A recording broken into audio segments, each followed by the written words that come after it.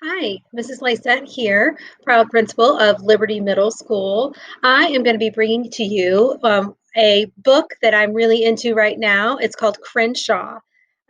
The author of Crenshaw is by Katherine Applegate. Katherine Applegate is the same author that wrote The One and Only Ivan and The One and Only Bob. And that's actually why I started to read Crenshaw, because I really enjoyed both of those first books, even though this one has nothing to do with Ivan or Bob or that storyline. It's the same author, but it drew me to want to read more by her. The publisher of this book is Fennell and Friends. And so I'm going to bring you chapter 1 of Crenshaw.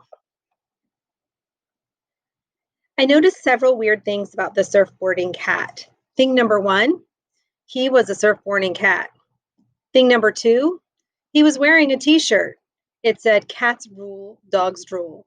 Thing number 3, he was holding a closed umbrella, like he was worried about getting wet, which, when you think about it, is kind of not the point of surfing. Thing number 4, no one else on the beach seemed to see him.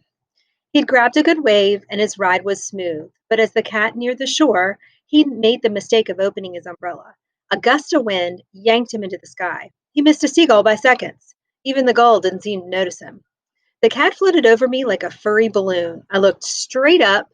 He looked straight down. He waved. His coat was black and white, penguin style. He looked like he was headed somewhere fancy in a hairy tuxedo. He also looked awfully familiar. Crenshaw, I whispered. I glanced around me. I saw sandcastle builders and frisbee tossers and crab chasers, but I didn't see anyone looking at the floating, umbrella-toting surfer cat in the sky. I squeezed my eyes shut and I counted to 10, slowly. 10 seconds seemed like the right amount of time for me to stop being crazy. I felt a little dizzy, but that happens sometimes when I'm hungry. I hadn't eaten since breakfast. When I opened my eyes, I sighed with relief. The cat was gone. The sky was endless and empty. Whap! Inches from my toes, the umbrella landed in the sand like a giant dart. It was red and yellow plastic, decorated with pictures of tiny smiling mice. On the handle, printed in crayon, were the words, "This bummer shot belongs to Crenshaw." I closed my eyes again. I counted to 10.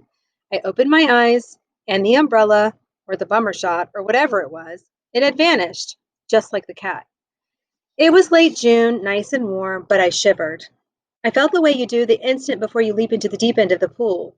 You're on your way to somewhere else. You're not there yet, but you know there's no turning back. Here's the thing, I'm not an imaginary friend kind of guy. So that's chapter 1. I hope you enjoyed the reading of Crenshaw and have found some good books that you might want to read this month. Thanks, guys.